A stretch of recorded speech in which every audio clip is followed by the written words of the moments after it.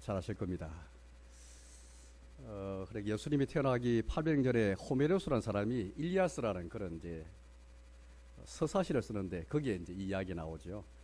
트로이는 지금의 터키 지방의 서쪽에 아마 위치하고 있는 그런 도시였다고 그냥 추정을 하고 있습니다. 뭐 발굴도 많이 하고 있는데 정확하게는 알 수가 없습니다.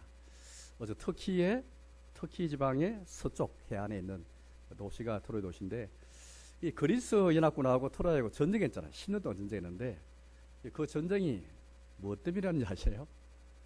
한 여자 때문에 일어났습니다. 한 여자 때문에.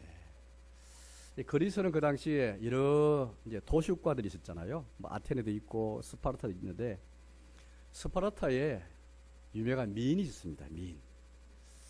헬레네라는 미인이 있습니다. 이 여인이 스파르타의 이제 왕비가 되거든요. 근데 저 트로이에, 저 바다 건너에 트로이의 왕자가 이 여인을 빼앗아 가버립니다. 이것 때문에 전쟁이 일어나요. 10년 동안. 이게 상상의 감이 여러분들, 아무리 치면 여자 한 사람 때문에 어떻게 이 전쟁이 일어날 수 있는가. 그것도 나라와 나라 사이에. 한 여성 때문에 뭐 관련 있는 두 당사자 사이에 싸움이 일어나고 전쟁이 있는 것은 이해가는데, 나라와 나라 사이에 전쟁이 일어나고 특별히 이것 때문에 그리스의 여러 부족국가가 도시국가가 연합도 하고, 그것도 10년 동안이나. 10년 동안 전쟁할 때, 옛날 전쟁은 다 장기전이었지 않습니까? 오랫동안 뭐 그냥 며칠 동안 전쟁하는 게 아니고 1년, 2년, 3년, 10년, 그러니까 10년 동안 전쟁하면서 집에도 못 가고, 그냥 10년 동안 저 전쟁터에서 살아가는 겁니다. 거기서 요새를 구축하고, 그렇게 이제 뭐 살아가면서 밥도 해먹고 살아가면서 전쟁하는 거예요. 그런 사실은 한 여성 때문에 일어났지만은, 더 정확하게 말하면 한 여성은 분명히 계기가 된 것은 맞는데 사실은 맹세 때문에 일어난 전쟁이에요. 헬레나가 이제 스파르타의 왕비가 되기 전에 처녀였을 때 많은 유명한 그리스의 용감한 용사들이 다 그렇게 헬레나 앞에 와가지고 구원을 했습니다. 나와 결혼해 주십시오. 요청했거든요. 그때에 오디세우스라는 유명한 사람이 트로이 전쟁할 때 주인공이 오디세우스잖아요.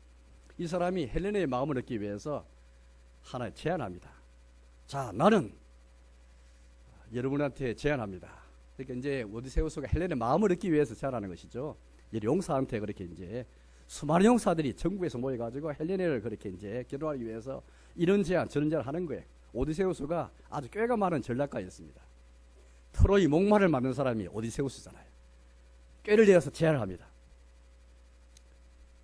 여러분, 만약에 누가 이 여자와 결혼하든 간에 이 여인이 결혼을 하고 나서도 어린이 생기면, 위급한 일이 생기면 우리가 다 목숨 바쳐서 힘써서 그 여성을 구출합시다. 내가 이것을 제안합니다. 그렇게 말한 거예요. 그것들이 모든 용사가 다 약속하고 맹세를 한 거예요. 참 어이가 없죠, 여러분들. 이게 아무 그렇지만 이게 또 그 다음에 결혼하고 나면은 그 약속은 다 잊어버리게 되는데 근데 오디세우스가 결국은 자기가 결혼 못하고 메네라오스라는 사람이 그 여인을 그렇게 딱 빼앗아가 버립니다. 결혼하게 되거든요. 그런데 결국에는 또 이 트로이에 있는 파리스라는 그런 왕자에게 이 여정이 빼앗기게 됩니다. 복잡한데요. 여하튼간에 그래서 전쟁이 일어났는데 한 여성 때문에 일어났지만 사실은 용사들이 그렇게 한 맹세 때문에, 여성을 두고 한 맹세 때문에, 여성이 위급한 일이 생기면 우리가 목숨 바쳐서 구출하겠다. 맹세 때문에 그리스의 모든 도시국가의 용사들이 연합해가지고 그리스 연합군을 만들어가지고 트로이하고 전쟁했고 마저 승리하게 됩니다. 여러분, 이처럼 옛날에는 약속도 할 뿐 아니라 약속할 때에 맹세하면서 보증하면서 그렇게 약속했거든요. 여기서 유명한 여러분들 중세에 중세하면 우리가 한 이제 지금부터 한 뭐 1500년 전부터 한 1000년 전까지, 한 500년 전까지 그렇게 우리가 한 1000년 동안을 중세라 하잖아요. 그것도 유명한 기사도, 기사죠, 기사 정신, 기사도라는 말이 나오잖아요. 기사 정신이 뭐죠? 여성이 먼저, 레이디 퍼스트라는 말이 있지 않습니까? 그게 여기서 나왔습니다. 이 트로이 전쟁 이야기에서 한 여성 때문에 용사들이 맹세했고 맹세를 무시할 수 있지만은 끝까지 명예를 가지고 맹세했기 때문에 지켜나갔다. 이거 전쟁이라는 것인데 여기 중세 기사 정신이 나왔다고 합니다. 제가 왜 이 말을 하겠습니까? 그 바로 그것은 옛날에는 약속할 때에 물론 우리가 지금도 약속할 맹세도 하죠. 그렇지만은 지금처럼 우리가 약속도 하고 맹세하지만은 지금은 너무나 쉽게 약속하고 너무나 쉽게 맹세할 뿐 아니라 취소하고 무효화시켜버리잖아요. 엎드려 취소할 때 많잖아요. 옛날에는 아무것도 아니지만은 정말 뭐 시시하고 정말 그렇게 작은 것이 할지라도 한번 맹세하면은 명예를 위해서 끝까지 지켜나갔거든요. 이게 그 당시 맹세하는 그런 방법이었습니다. 오늘 성경에 보니까 하나님은 약속도 하실 뿐 아니라 맹세도 하시거든요. 성경은 하나님 약속도 있고 하나님의 그 약속을 보증하기 위해서 맹세도 하셨어요. 창세기 우리가 15장에 우리가 보았지만은 하나님께서 아브라함에게 약속하셨고 오늘 성경도 나오죠. 하나님이 아브라함 약속하신 게 아니고 뭐였죠? 맹세야, 맹세. 그 맹세가 그냥 맹세가 아니었죠. 그 당시 고대 사회 풍습을 따라서 동물을 다 죽여가지고 동물 발로 쪼개어서 쪼갠 그 고기 사이로 하나님이 지나가시면서 하나님 불로 지나가시면서 맹세했잖아요. 그 무슨 뜻이었습니까? 저주의 맹세였는데 옛날 고대 사회 풍습에 하면 쪼갠 고기 사이로 당사자가 지나가면서 내가 이 약속과 맹세를 지키지 않으면 이 고기처럼 내가 쪼개어서 죽을 것이다. 죽음의 맹세, 저주의 맹세하면서 약속했거든요. 정말 진지하게 이렇게 약속 맹세했습니다. 하나님께서는 인간 사회에 있는 그 맹세의 그 방식을 그대로 따라가지고 그러나 필요 없으신데 불구하고 하나님께서 아브라함에게 약속하실 뿐 아니라 그렇게 맹세하시면서 아브라함에게 약속을 보증하셨잖아요. 우리가 오늘 오후 시간에 우리가 세례와 성찬이 있거든요. 유아 세례식도 있고 우리 아린이가 이제 세례를 받고 또 성찬을 다 참여할 것입니다. 세례와 성찬을 가리켜서 우리가 딱 한 단어로 말하는 게 있죠. 그게 뭐죠? 두 글자인데 성례라 부릅니다. 성례라 말은 거룩할 성, 그다음에 예식 예자이거든요. 그래서 세례와 성찬은 기독교의 두 가지 예식에 대해서 성례라고 부릅니다. 성례란 말은 여러분들 영어로 사크라멘트거든요. 사크라멘트. 이게 라틴 말에서 나와서 라틴 말 사크라멘트. 사크라멘트가 무슨 말인지 아세요? 우리말에는 성례, 거룩한 예식이라고 그렇게 이제 번역했지만은 그런 뜻의 성례라 했지만은 영어는 라틴 말에서 나왔는데 라틴 말로 사크라멘트인데 영어도 그렇지만 그 뜻은 맹세. 아마 이 사실을 처음 알아본 분들 많이 계실 거예요. 우리말로 성례가 거룩한 예식이니까 사크라멘트도 뭐 거룩한 예식 뜻이 아니겠는가 생각하는데 그게 아니고요. 완전히 뜻이 달라요. 영어나 라틴 말에 성례란 성례에 해당하는 그 사크라멘트는 맹세예요. 쉽게 말하면 군인들이 옛날 고대 사회 군인들은 맹세했거든요. 맹세하면서 군인이 되었어요. 우리나라도 과거에 국기에 대한 맹세 한 기억 다 하시죠? 나는 태극기 앞에 민족과 조국의 무고한 영광을 위하여 하면서 쭉 맹세한 기억 나실 거예요. 이 어르신들은 우리가 특히 군인들이나 또 공무원들이 이런 사람들이 다 서약하고 맹세하잖아요. 다 같은 이유였던 것이죠. 옛날 군인들은 군인들이 되면서 상관에게 왕에게나 군주에게 맹세하면서 그렇게 이제 군인이 되는데 그것도 그 맹세를 가리켜 사크라멘트라고 불렀습니다. 또 보통 사람들이 신의 이름으로 맹세하잖아요. 왜냐하면 신보다 더 큰 자가 없기 때문에 그 신의 이름으로 맹세를 하기도 했습니다. 그걸 다 사크라멘트라고 불렀어요. 우리가 오늘 세례와 성찬식이 오늘 그렇게 우리 오후 시간에 있을 건데 여러분 성찬과 세례는 한마디로 사크라멘트 맹세입니다. 누구 맹세라고요? 하나님의 맹세예요. 하나님께서 세례를 통해서 성찬을 통해 주신 약속이 있을 뿐 아니라 그 약속을 보장하기 위해 주신 맹세가 있어요. 성경은 하나님 약속이 있을 뿐 아니라 하나님 맹세가 있는데 대표적인 게 성례예요. 성례. 우리 그런 생각 들잖아요. 기독교에 왜 세례가 있을까? 왜 성찬이 있을까?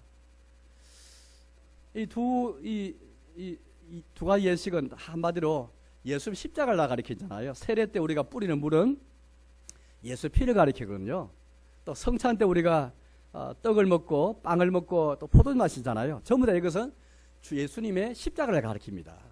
십자가에 살을 찢기신 것, 예수님이 십자가에 피 흘리신 것, 제 주님의 죽음을 다 가리키죠. 예수 죽음을 다 가리킵니다. 근데 세례와 성찬을 통해 예수님 죽음을 다 가리킨다면 이게 무슨 말일까요? 이것은 하나님께서 우리에게 주신 약속이 많은데 정말 예수님을 통해서 우리가 새 언약 안에서 주신 약속이 많잖아요. 죄 용서하시고 우리 자기 백성으로 삼아주시고 우리에게 새 영과 새 마음을 주실 거 약속하시는데 뭐를 보증하셔요? 예수님의 죽음으로 하나님께서 자기 아들의 죽음을 통해서 우리에게 약속하신 것을 보증하시잖아요. 맹세하시잖아요. 그래서 여러분 세례 우리가 볼 때마다 나의 세례를 생각하고 또 나중에 오후 시간에 우리가 세례를 지켜볼 때 우리 성찬을 생각할 때마다 아 여기 하나님의 맹세구나.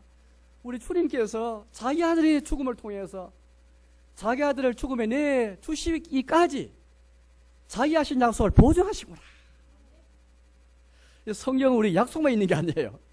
그래서 목사는 이 성경을 하나님 약속을 그냥 여기서 되풀이 하지 않습니다. 강단에서 뭐 목사가 자기 사상이나 자기 말과 자기 체험을 말하는 게 아니고 성경을 그대로 말하잖아요. 성경을. 왜?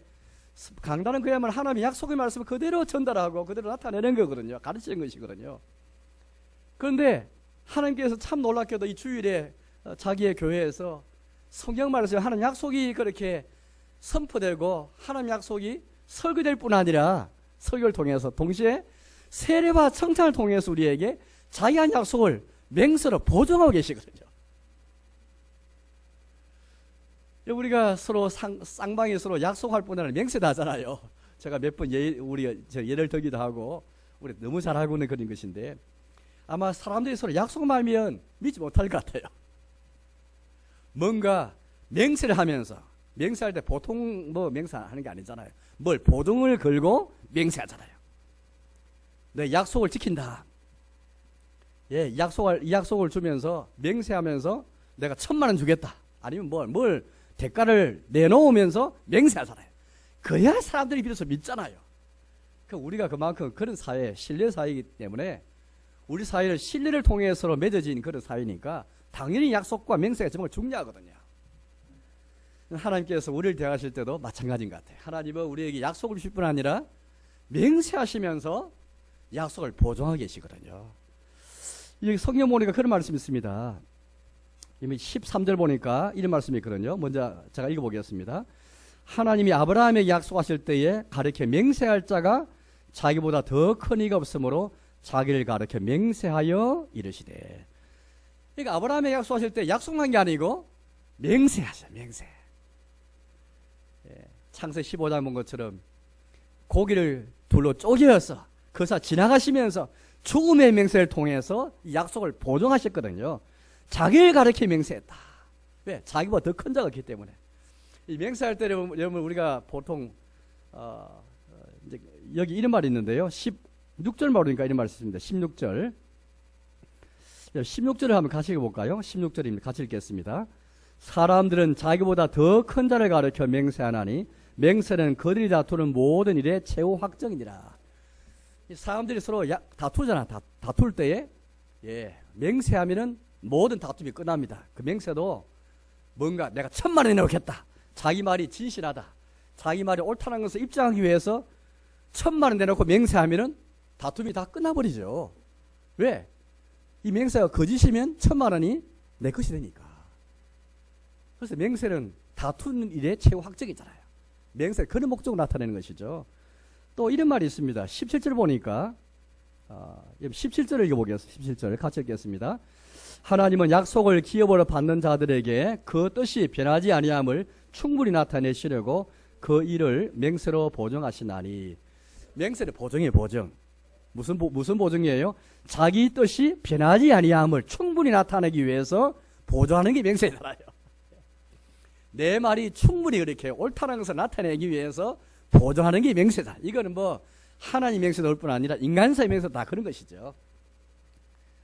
그런데 오늘 하나님께서 자기를 가르쳐 맹세하셨어요. 왜냐하면 사람들 보통 맹세할 때에 자기보다 좀 더 큰 것, 그러니까 사람들이 납득할 만한, 믿어줄 만한 것을 내놓으면서 뭐 1,000만 원 내놓든지 뭐 더 큰 무엇을 가리켜서 신의 이름을 하든지, 그렇죠, 사람들이 할 때는. 근데 하나님 행사할 때는 하나님은 더 큰 자가 없잖아요. 그래서 하나님은 자기의 거룩함으로 자기를 가리켜 맹세하신 것이죠.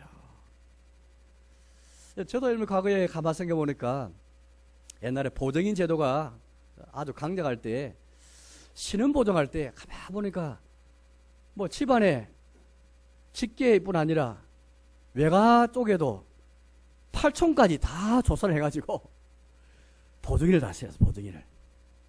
저도 어떤 이제 군에 이제 그렇게 이제 군대 목사로 이제 들어갈 때에 신원 보정을 그렇게 이제 제출하고 보정을 확인을 받은 적이 있는데, 서류를 작성해 보니까 사돈 8촌 내까지 전부 다 진짜 자기 집안에 외가 쪽에 8촌 가운데 다 신문을 다 적어가지고 그중 믿을 만한 사람이 있으면 되는 거예요. 신은 보장이 되는 거예요.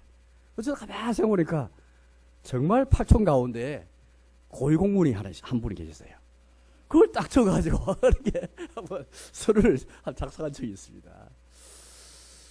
사람과 사람 사이 맹세도 그와 같은 것이죠. 뭔가 좀 더 높은 사람을 그렇게 내세워서 보정을 받기 위해서 애를 쓰자. 그게 맹세인데, 하나님에게는 더 큰 자가 없기 때문에 하나님이 자기 이름을 가리켜서 자기의 거룩함으로 맹세하신 것이죠. 그래서 원리에 보니까 자기를 가리켜 맹세하여 이르시되 내가 반드시 너에게 복을 주고 복 주며 너를 번성하게 하고 번성하게 하리라 하시나더니, 그렇게 우리 말씀하고 있습니다. 그래 여러분, 우리 인생이 들잖아요. 그러면 그걸 세례와 성찬에 하나님의 맹세가 있다면 도대체 하나님은 세례와 성찬을 통해서, 특히 세례를 통해서 뭘 맹세하실까? 세례와 성찬을 통해 뭘 약속하시고 뭘 맹세하실까? 물론 지금까지 뭐 우리가 설교를 많이 들었지만은 다 정리하자면 어떤 것입니까? 세례 받을 때 우리가 아버지와 아들과 성령 이름으로 세례 받잖아요. 성부 하나님과 성자 하나님과 성령을 세례 받잖아요. 그분의 이름으로 세례 받는 것을 생각한다면 약속한 게 뭔가 그만 알 수가 있습니다. 성령 전체를 통해서 하나님 약속하신 뭔가, 이게 세례 때에 아버지 아들 성령으로 세례 받으면서 주신 약속과 다 관계 있고 이게 요약되어 있거든요. 세례 때 하나님이 성부와 성자 성령이 주신 약속이 무엇이고, 성령 전체에서 하나님이 자기 백성에 주신 약속이 뭡니까? 제일 큰 약속은 성부를 통해서 뭘 약속하셔요? 내가 너희 아버지가 되어주겠다. 내가 너를 자녀 삼겠다. 이 아버지는 여러분들 능력이 없는 아버지가 아니에요. 능력 있는 아버지시고 능력으로 보호하시고, 또 이 아버지는 정말로 선한 아버지시거든요. 착한 아버지시에요. 지상의 아버지도 정말 훌륭하시지만은 지상의 아버지와 비교할 수 없는 능력도 있고, 보호하고 보존하고 지켜줄 능력도 있고, 또 그 의지도 있는 정말 선한 아버지시거든요. 마태복음 예수께서 뭐라 말했습니까? 하늘에 계신 너희 천부께서, 하늘에 계신 너희 아버지께서 공중의 새도 다 이렇게 참 돌보실 뿐 아니라 하물며 너희가 보냐, 들에 피인 백합화를 보라, 공중의 새를 보라 말씀하시면서, 이게 다 하나님의 아버지께서 다 그렇게 쉽지도 않은데 다 그렇게 돌보시고 다 지키시는데 하물며 너희가 보냐. 이처럼 우리 하나님께서 우리 아버지 되셔서, 우리 선한 아버지 되셔서 능력으로 우리를 지키시고 보호하시고, 머리털 하나라도 다 헤아리시면서 보존하시는 거예요. 머리털 하나라도 자기의 뜻이 아니면 땅에 떨어지지 않게 하실 정도로 아버지께서 자기의 뜻과 섭리로서 우리를 보호하시는 것이죠. 그래서 우리에게 일어난 이들은 다 우연이었고, 아버지께서 참 아버지가 아들을 향한 그 아버지의 마음을 가지고 우리에게 다 일어나게 하시거든요. 당장은 그 순간 이해할 수 없는 일들이 많지만, 그러나 우리 믿지요. 아버지의 손길 임하는 이 모든 것이 구나 생각하고 그 아버지를 더 신뢰하게 되는 것이죠. 우리가 성부 이름으로 아버지 이름으로 세례받을 때 우리 아버지 하나님이 그걸 약속하고 계시는군요. 우리가 꼭 고하라는 말이 아니고, 어쩌면 우리가 영적으로는 우리 아버지가 안 계시면 우리는 영적으로 고아일 수밖에 없거든요. 그러나 우리에게는 하늘에 계신 천부께 계시면서 우리를 보호하시고 지키시고 돌보시고 우리 인도하시는 그 아버지, 이거 정말 놀라운 약속이잖아요. 또 우리가 성자 하나님께서, 아들 하나님께서 우리 아들이 이름으로 세례받을 때 성자 하나님, 우리 아들 예수님 뭘 약속하고 계세요?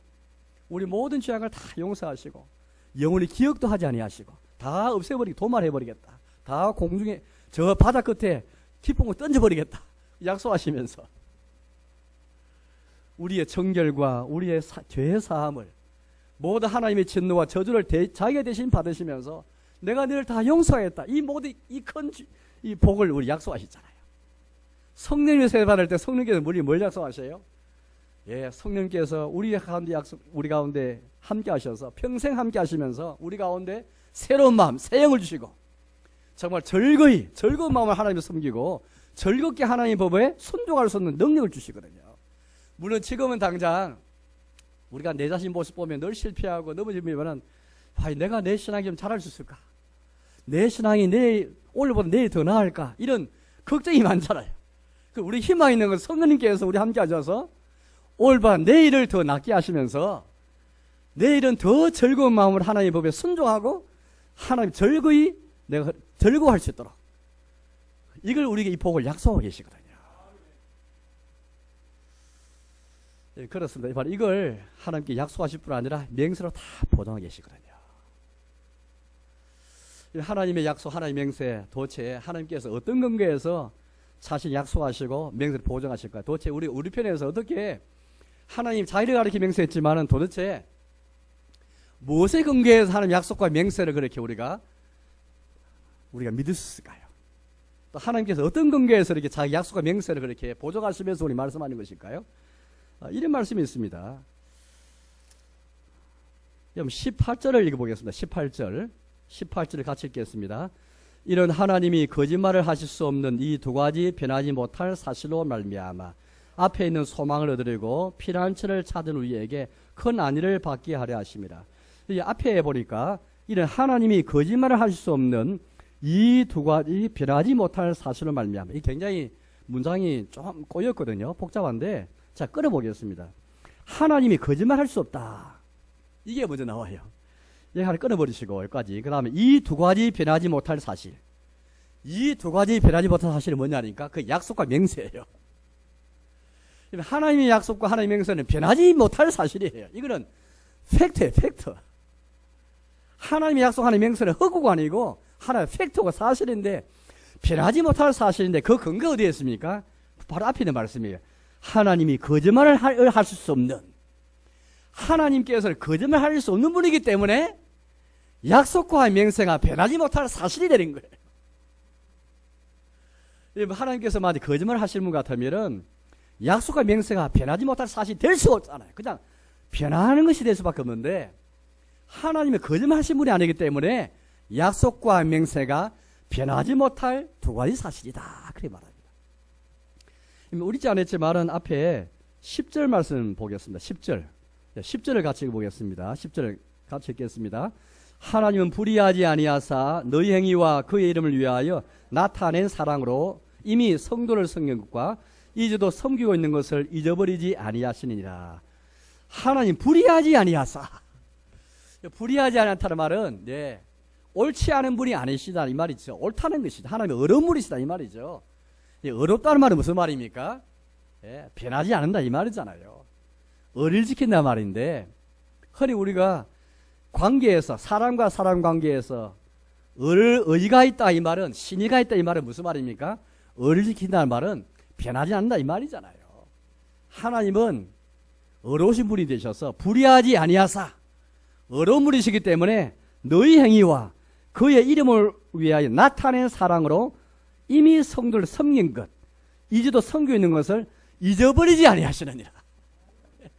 하나님은 어려운 분이시기 때문에 불의한 분이 아니시기 때문에 다 기억하시면서 잊어버리지 아니하신 거예요. 사람이 잊어버리잖아요. 나에게 좀 상담이 나에게 잘해준 것도 상담이 나에게 은혜 베푼 것도 시간이 지나면 잊어버리잖아요. 우리는 어려운 사람들이 아니죠. 다 잊어버립니다. 웬만해 아니면 다 잊어버리죠. 하나님은 우리 사람과 달라서 불의한 분이 아니시고 어려운 분이셔서 다 기억하시면서 잊어버리 아니하신다. 하나님께 불의하지 아니하시고 또 거짓말 하나님 분이 아니시기 때문에 약속과 맹세가 변하지 못할 사실이다. 그렇게 말합니다. 다른 성경에 보니까 그런 말씀 많습니다. 하나님 이뻐사, 하나님 이쁘시고 어려우사.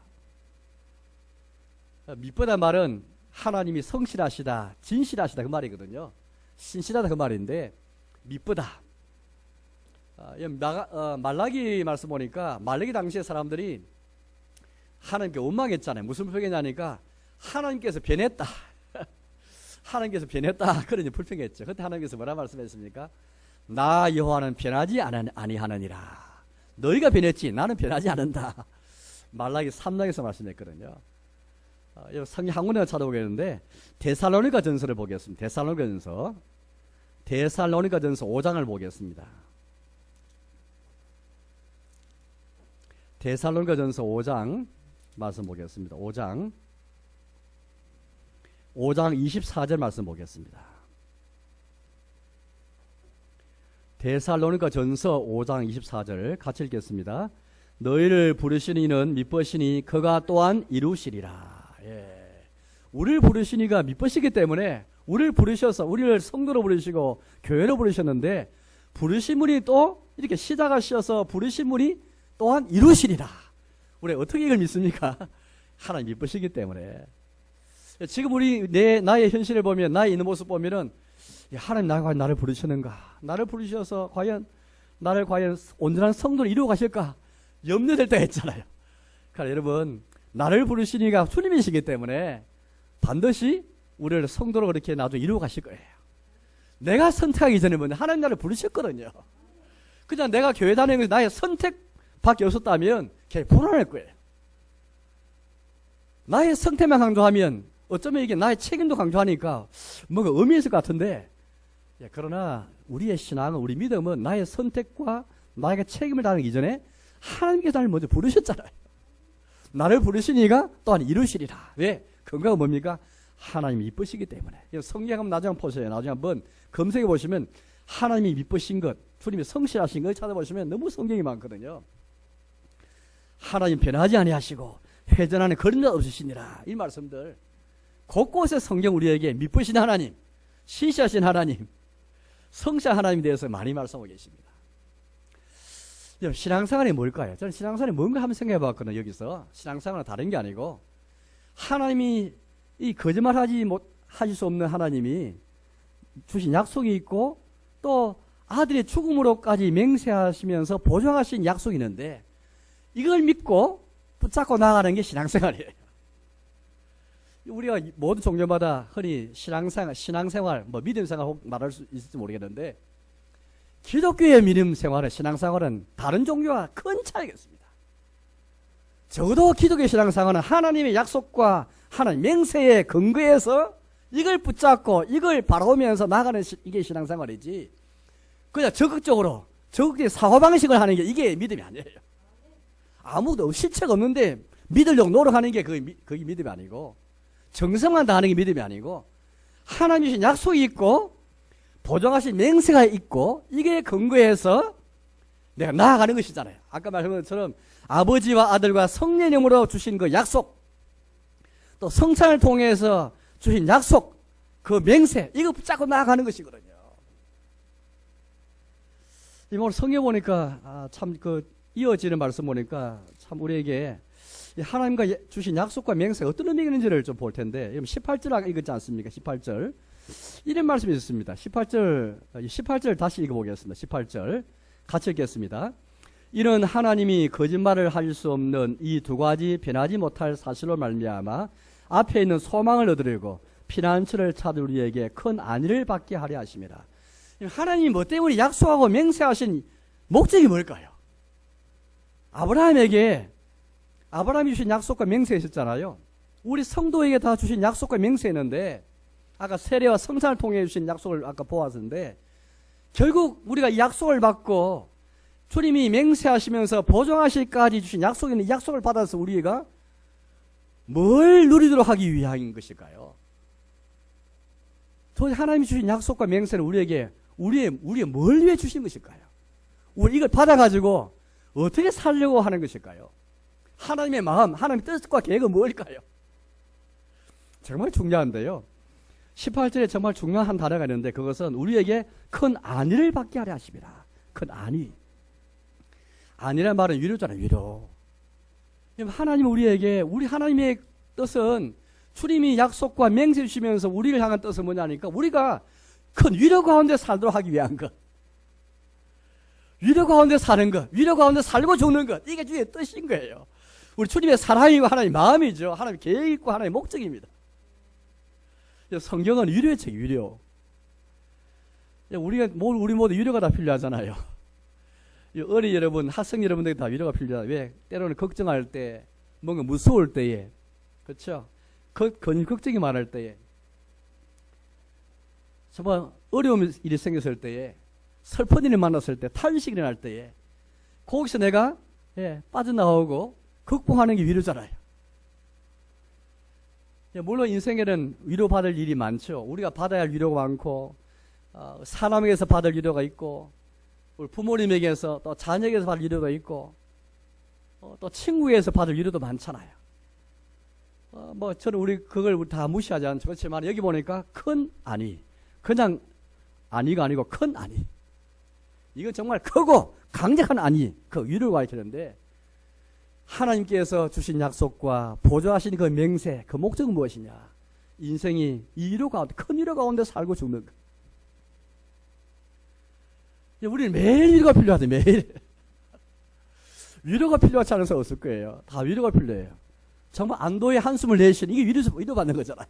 이 걱정에서 참 벗어나서, 이 슬픔과 탄식에서, 정말 이 고성에서 내가 벗어나서 안도하게 되는 거, 이게 위로고, 거기에 평안이 있고, 거기에 기쁨이 있는 거잖아요. 이게 구원이잖아요, 구원. 우리가 살아있을 때만 죽을 때에도 위로 가운데 죽어야 되는데, 하나님이 주신 약속과 맹세의 목적은 무엇이냐? 우리가 이 큰 안위 가운데 살고 죽는 것. 이게 하나님 주신 약속과 맹세의 목적이에요. 성령 주신 목적이 무엇이냐? 이게 구원인데, 다른 말로 하면 우리가 큰 위로 가운데 살고 죽는 것, 이걸 위해서 주님이 이 성령을 주셨고 약속하셨고 맹세하셨고 자기 아들을 죽음의 자리에 내주셨고, 어떻습니까? 위로 가운데 우리 살고 있습니까? 우리 매일매일 어린 여러분들도 걱정 있을 때 있을 거예요. 때로는 뭔가 또 무서워하는 것도 있을 것이고, 걱정하는 것도 많이 있을 텐데, 거기에서 벗어나는 게 위로받는 거잖아요. 내가 마음에 정말 기쁨이 있고 평안한 것, 마음이 편안한 것, 이게 위로받는 거잖아요. 우리 하나님께서 나의 아버지 되시고 예수님께 나의 죄를 다 용서해 주시고, 성령님께서 내 자신에 대해 실망하고 내 자신에 대해서도 때로는 그렇게 절망할 때 말하는 우리에게 성령님께서 뭐라 말씀하셔요? 내가 너에게 새 마음을 주겠다. 내가 너희 가슴에 내 법을 새기게 해주겠다. 너희 마음에서부터 하나님을 즐거워할 수 있게 해주겠다. 이 능력 주시는 분인데, 오늘 내일을 더 나은 모습으로 일으켜 주실 그 성령님, 그 약속을 생각하면 얼마나 감사합니까? 이게 위로가 위로. 물론 정말 세상에 위로가 많지만, 그러나 진짜 위로, 큰 위로는 살고 죽을 때 우리가 받아야 할 큰 위로, 이걸 우리에게 지금 말씀하고 계시는 것입니다. 어떻게 하면 우리가 이 위로 가운데 우리가 약속과 맹세를 받아서 큰 위로 가운데 살고 죽을 수 있을까요? 18절 말씀 보니까 중간에 이런 말을 썼습니다. 앞에 있는 소망을 얻으려고 피난처를 찾은 우리에게. 이 소망, 앞에 있는 소망, 이 소망은 주관적인 소망이 아니고 객관적인 소망인데, 왜? 이 소망은 다른 말로 하면 하나님 약속이 약속. 하나님 약속을 받았는데, 이 약속을 받아서 위로를 받고 살고 죽으려면 이 약속, 이 맹세를 우리 앞에 둬야 되지 옆에 두거나 뒤에 둬서는 안 됩니다. 이 무슨 말입니까? 항상 염두에 두고, 하나님 주신 약속을 염두에 두고 앞에 두고 나아가야 되는 거죠. 약속을 받아야 우리 위로 가운데 살았는데, 우리가 왜 위로가 없습니까? 내 인생에 왜 위로가 없을까? 가만히 생각해 보세요. 하나님이 정말 내 아버지로서 나를 지킨다, 이 약속하셨고, 예수님이 죄 용서 약속하시고, 성령님께서 우리에게 내일보다는 더 나은 신앙생활을 약속하셨는데, 정말 큰 위로가 되는 그런 약속인데 왜 받지 못해서 위로를 두지 못할 것일까요?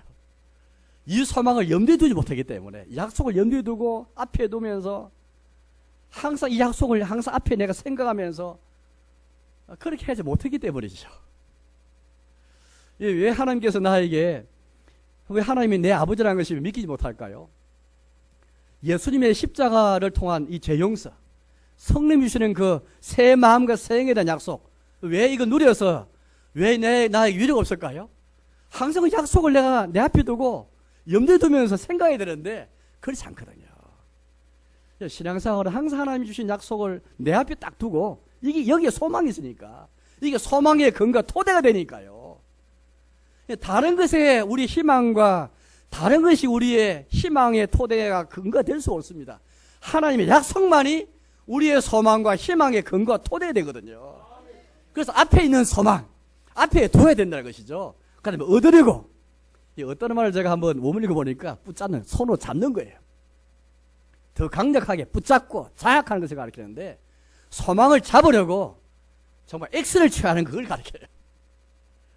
앞에 소망을 두어야 되고 약속을 두어야 되고 내가 장악하기 위해서 애를 써야 되고 그 다음 뭐예요? 피난처를 찾아야 됩니다.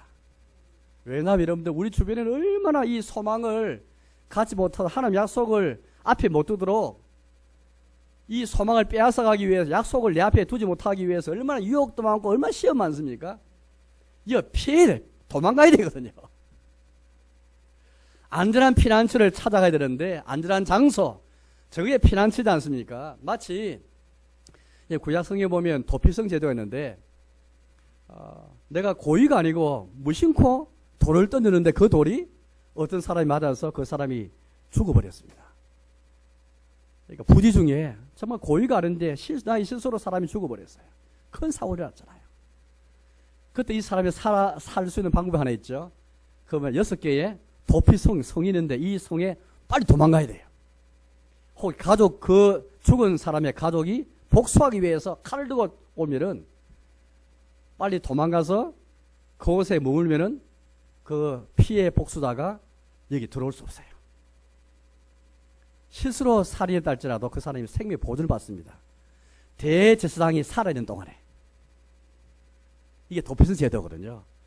맞아요. 피해 복수자가 칼을 들고 죽이기 위해 쫓아올 때 어찌돼요 여러분들? 빨리 도피성으로 도망가야 되잖아요. 그런 심정으로 피난처를 찾아야 돼요. 우리 성도에게는 정말 좋은 피난처 필요하거든요. 그게 저는 성도의 교제. 좋은 성도와 교제하고 이 사귐을 통해서 이 안에 들어와야 되지. 이 교회 안에 들어와야 되지. 성도와 교제 안에 들어와야 이게 여기에 피난처가 있지. 이 벗어나 버리면 유혹에서 벗어날 수가 없습니다. 그건 하나님의 약속을 받아가 위를 누릴 수가 없어요. 우리가 왜 성도 간의 교제에서 이 성도 사이에 만나서 교제하고 대화 나누면 그건 위로받잖아요. 왜냐하면 그 교제 속에서 하나님 약속이 꿈틀거려가지고 하나님 약속이 주는 하나님 맹세하신 그 모든 약속들이 꿈틀거려서 마침내 우리에게 다 이렇게 위로가 되어지거든요. 서로를 격려하고 서로 붙잡아주는 가운데. 사랑하는 여러분, 어떻게 하면 우리가 하나님 약속과 맹세를 받아서 위로 가운데 살고 죽을 수 있겠습니까? 내 앞에 약속을 두면서 이걸 소망으로 삼고 정말 잡으러 애를 써야 되고 때로는 피난처를 찾아야 됩니다. 약속을 막고 방해하는 약속 소망으로 삼지 못하게 만드는 것들 얼마나 많이 있는지 빨리 도망쳐가지고 안전한 피난처를 찾았어. 우리에게 얼마나 이런 좋은 피난처가 있습니까? 정말 좋은 성도 간의 교제에 딱 들어와가지고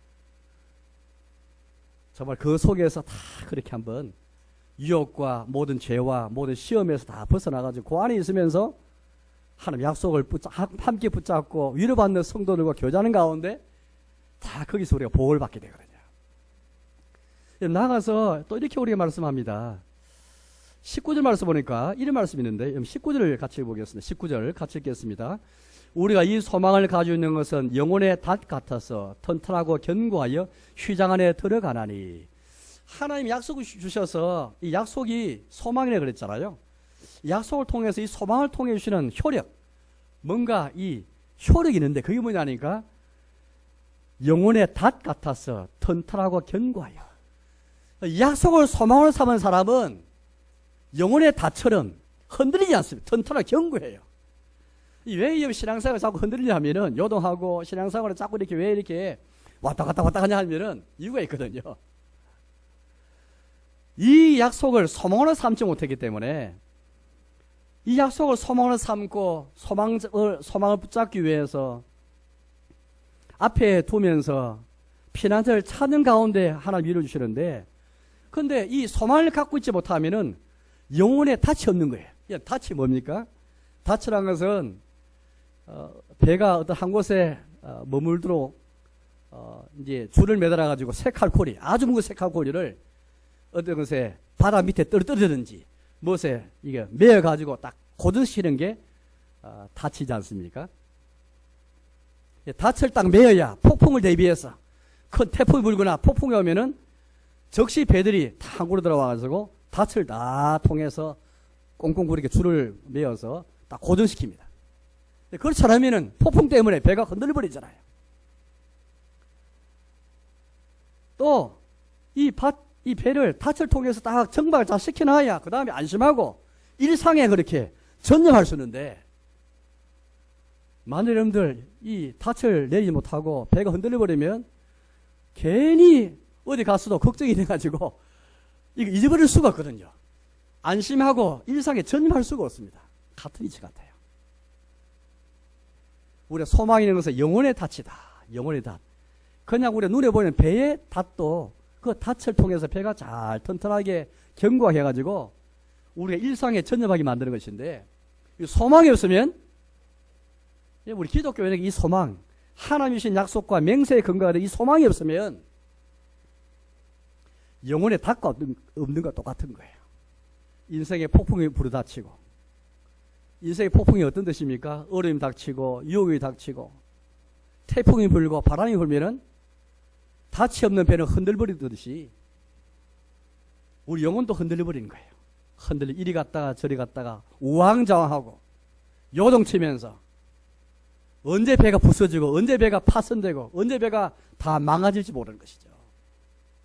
이 소망 때문에, 이 소망은 영혼의 닫고 같아. 그런 효력을 준다. 이 소망 때문에 영혼의 닫, 영혼을 꽁꽁 잡아 메어주는 닫, 영혼이 흔들리지 않게 하는 닫, 튼튼하고 견고해서 어디로 들어간다고요? 휘장 안에 들어가나니. 휘장이 뭐예요? 하나님의 은혜의 보좌, 그 휘장 뒤에 있는 거죠. 은혜의 보좌가 이미 우리 예수님께서 그 안에 들어가셨잖아요. 20절 읽어보겠습니다. 20절 같이 읽겠습니다. 거리로 앞서가신 예수께서 멜기세덱의 반차를 따라 영원히 대제사장이 되어 우리를 위하여 들어가시느니라. 휘장한, 저 하늘로 들어가시는데, 하늘에 누가 계시면 은혜의 보좌가 있고 거기 하나님이 계시는데, 예수님께서 먼저 거기에 들어가시는데 부활하고 성천하시면서 그 예수님 따라서 우리도 휘장 안에 들어갈 수 있는 것은 이 소망을 갖고 영혼의 닻을 가지면서 들어갈 수 있지. 이 소망이 없으면 영혼이 흔들려가지고 휘장 안에 들어갈 수가 없습니다. 하나님의 은혜의 보좌 앞에 나갈 수가 없어요. 우리 영혼이 흔들려버리면 일상에 전념할 수가 없습니다. 정말 일상에, 우리 신자의 일상은 뭐죠? 하나님을 사랑하고 이웃 사랑하는 것인데, 우리 영혼이 흔들려버리면 이 성경에서 말씀하는 하나님 사랑, 이웃 사랑, 이게 성경을 요약한, 하나님 모든 율법을 다 잘 요약한, 이웃 하나님을 마음을 다하고 힘을 다해서 성품을 다해 하나님을 사랑하고 이웃을 내 몸을 사랑하라는 것이 성경의 정신이고 하나님의 법 정신인데, 이게 일상에서 우리가 살아가는 모습이잖아요. 영혼이 흔들려버리면 일상에서 하나님의 법에 전념할 수가 없어요. 내 영혼도 흔들려버리는데 하나님 법에 대해서 이 귀를 기울일 수가 없습니다. 여러분, 신앙생활은 하나님 약속과 맹세의 근거에 소망을 가지고 여기에 근거해서 우리가 다 붙잡고 나가는 삶이거든요. 그냥 적극적으로 사고방식 가는 게 그게 아니에요. 그냥 비나이다 정성만 다하는 게 그게 믿음이 아니고, 근거 없이 믿는 게 아니고 분명히 하나님 약속이 있고 자기의 죽음으로 통해서 보장하신 맹세가 있고, 이거 앞에 두고 붙잡고 피난처를 찾고 그 가운데 하나님께서 우리에게 큰 일을 주기 원하시고, 이 소망 때문에 영혼의 닷처럼 효력이 다 우리 나타나가지고 흔들리지 않고 항상 하나님 은혜에 보답해 나아가서 은혜를 구하고 우리 일상에 다 전념해서 하나님 사랑과 이웃 사랑을 다 할 수 있거든요. 이제 말씀에 돌아가겠습니다. 사랑하는 거 여러분, 저는 오늘 오후 예배 시간에 있을 요하셀의 성찬 앞두고 하나님 맹세에 대한 설교를 했습니다. 저는 오늘 하나님 맹세에 대한 설교했지만은 우리 세례와 성찬을 통해서 하나님 주신 맹세도 기억해야 되거든요. 그래 잊지 않아야 있습니다. 그게 뭐냐니까 하나님 맹세만 있는 게 아니고 우리의 맹세도 있죠. 우리 맹세. 세례 때 올 유아 세례는 우리가 이제 우리 이성민 유사님, 나수아 유사님이 이제 서약할 터인데 또 여기는 우리 세례 교인 입교인 여러분들 다 우리가 서약했죠. 서약. 그러니까 세례 때는 하나님의 맹세만 있을 뿐 아니라 우리의 맹세도 있는 거예요. 그래 많은 사람이 하나님 맹세도 소홀히 여기고 우리의 맹세도 소홀히 여길 때가 많이 있습니다. 세례를 우리가 그렇게 쉽게 못 주는 것은 우리의 맹세가 진지할 수 있도록. 왜? 세례는 하나님 맹세를 우리가 알고 우리의 서약을 진작에 하는 게 세례식이거든요.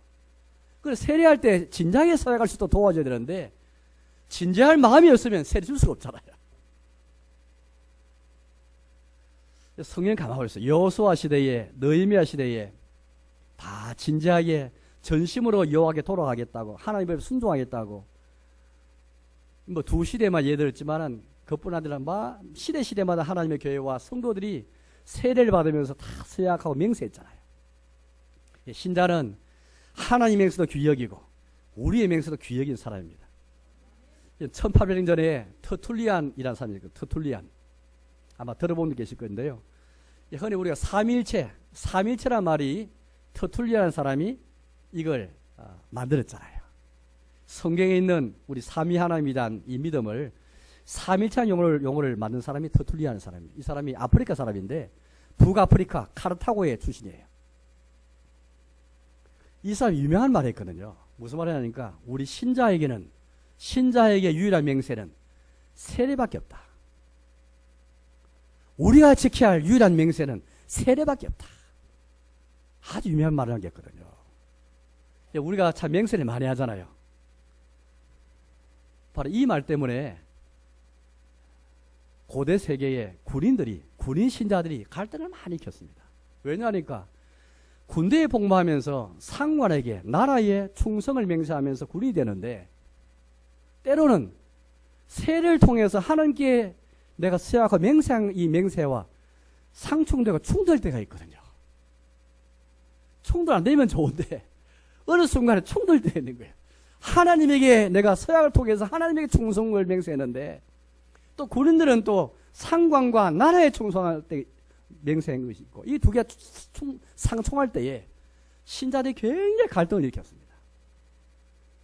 사람이 여러분 어떻습니까? 여러분들은 여러분 삶 속에 내가 세례를 통해서 내가 주께 맹세했는데 하나님 앞에 충성을 맹세했는데 하나님 앞에 내 헌신을 맹세했는데 얼마나 이 맹세를 귀히 여기고 있고 이 맹세 때문에 이 맹세 가장 유일하고 큰 맹세인 걸 알고 다른 맹세에 대해서는 다른 맹세를 무시하는 말이 아니고요. 우리 살다 보면 이런저런 약속과 맹세를 많이 하잖아요. 그 무시하자 말은 말이 아니고 그러나 가장 유일하고 가장 큰 맹세는 주님께 드린 맹세예요. 세례를 통해 우리 한 서약이고 세례를 통해 우리가 바친 그 맹세거든요. 물론 우리의 맹세는 하나님 맹세에 건강한 것이죠. 하나님이 주신 맹세와 약속이 없었다면 우리도 서약과 우리의 서약과 우리 맹세가 잊을 수가 없었을 거예요. 우리 하나님의 맹세도 귀여길 뿐 아니라 우리의 맹세도 귀여이 되겠습니다. 세례를 통해서 이 교회 앞에 회종 앞에 다 약속과 서약했잖아요. 세상에 많은 약속과 많은 맹세했지만은 세례를 통해서 세례 받을 때 내가 한 그 맹세를 귀히 여기고 가장 크게 여기고 우리 세례와 우리 성찬에 임하고 늘 매일매일 하나님 맹세를 기억할 뿐 아니라 우리 맹세도 기억해서 하나님 주신 맹세와 약속의 근거에서 소망을 가지며 살아갈 뿐 아니라 우리 맹세를 소중히 여기며 살아가시는 저와 여러분 되시기를 주님의 이름으로 축복합니다. 함께 기도하겠습니다.